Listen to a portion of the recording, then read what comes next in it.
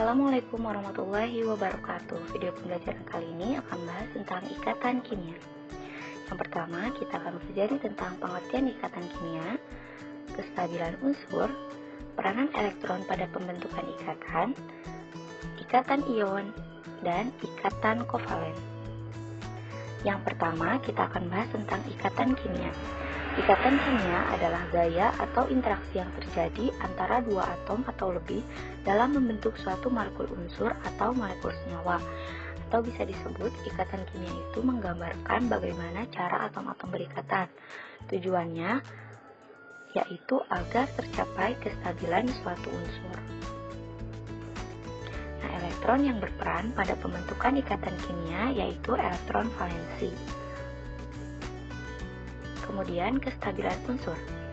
Unsur yang paling stabil adalah gas mulia karena konfigurasi elektronnya sudah oktet atau 8 ya teman-teman, kecuali duplet untuk helium.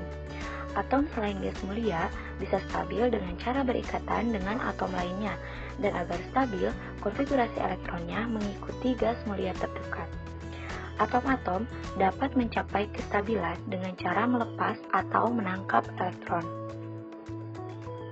Nah, di sini ada tabel unsur gas mulia, konfigurasi elektron, dan elektron valensi. Bisa dilihat ya teman-teman bahwa unsur gas mulia itu rata-rata elektron valensinya itu oktet atau 8 kecuali helium itu duplet. Sehingga unsur gas mulia dikatakan paling stabil. Kemudian di sini ada contoh. Yang pertama, golongan 1A sampai 3A itu biasanya stabil dengan cara melepas elektron. Contohnya, di sini ada Mg, nomor atomnya 12. Kita tulis konfigurasi elektronnya, Mg itu 282. Nah, karena Mg ingin oktet, jadi dia akan melepaskan 2 elektronnya menjadi Mg2+, dan konfigurasi elektronnya 28. Kemudian yang kedua, golongan 4A sampai 7A stabil dengan cara menangkap elektron. Di sini ada contohnya Si nomor atom 14. Si konfigurasi elektronnya 284. Karena Si ingin oktet, jadi dia menangkap elektron dari atom lain sebanyak 4 sehingga konfigurasi elektronnya 288 dan menjadi ion Si4-. Di sini ada peranan elektron pada pembentukan ikatan kimia. Yang pertama, aturan oktet. Aturan oktet adalah kecenderungan unsur-unsur menjadikan konfigurasi elektronnya sama gas mulia terdekat. Konfigurasi oktet yaitu mempunyai 8 elektron pada kulit luar.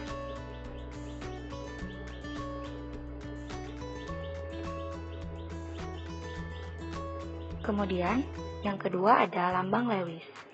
Lambang Lewis adalah lambang atom disertai elektron valensinya. Lambang Lewis unsur gas mulia menunjukkan 8 elektron valensi yang terbagi dalam 4 pasangan.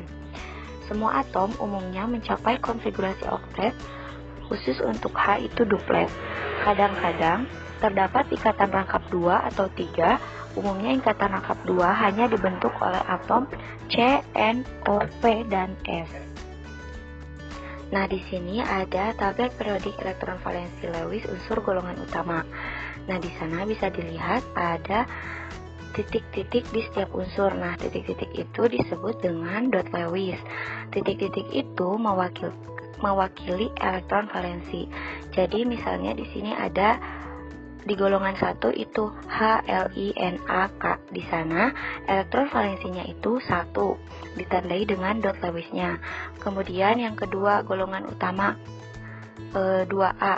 Di sana ada unsur Be, Mg, Ca, Sr itu elektron valensinya 2 juga, dan seterusnya. Kemudian di sini ada kegagalan aturan oktet. Yang pertama, senyawa yang tidak mencapai aturan oktet atau tidak mencapai 8. Jadi ada senyawa nanti yang tidak mencapai 8. Nah, biasanya golongan 1A, 2A, dan 3A tidak mencapai aturan oktet.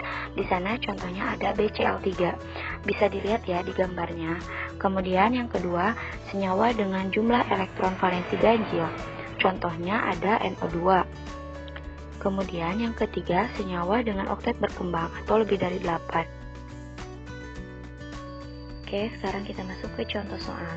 Di sini tentukan struktur Lewis molekul SiCl4. Yang pertama, kita harus tentukan elektron valensinya dulu dari Si dan Cl. Di sini Si elektron valensinya 4 dan Cl elektron valensinya 7. Kemudian tentukan atom pusat dan buat kerangka molekul. Di sini untuk penentuan atom pusat kita mencari unsur mana yang paling sedikit. Si kan unsurnya cuma 1, kalau Cl4 itu ada 4, berarti Si yang jadi atom pusatnya. Kemudian gambarkan elektron valensi dari atom Si dan Cl dengan tanda dot Lewis. Kemudian struktur Lewisnya sudah jadi seperti yang di kanan. Nah, itu yang tanda merah merupakan elektron dari Si, sedangkan yang hitam itu elektron dari Cl. Jadi Si dan Cl berikatan membentuk oktet. Kemudian yang PeI-nya 4 dan Pb-nya 0. Kemudian kita masuk ke ikatan ion. Ikatan ion adalah ikatan yang terjadi karena adanya serah terima elektron antara logam dengan atom non-logam. Ingat ya, kalau ikatan ion itu logam dengan non-logam. Di sini contohnya NaCl. Konfigurasi elektronnya Na nomor atom 11 281, sedangkan Cl 287. Nah, di sini proses pembentukannya bisa dilihat. Na karena elektron valensinya 1, maka dia melepas 1 elektron agar oktet. Sehingga Na menjadi Na plus ditambah 1 elektron. Kemudian kalau Cl, dia agar oktet menarik 1 elektron. Jadi di sini Cl plus elektron menjadi Cl min, sehingga Na plus Cl menjadi NaCl. Nah, struktur Lewisnya juga bisa dilihat di sana ya. Na itu melepaskan 1 elektron, kemudian ditangkap oleh Cl yang membutuhkan 1 elektron dan menjadi Na plus dan Cl min menjadi NaCl.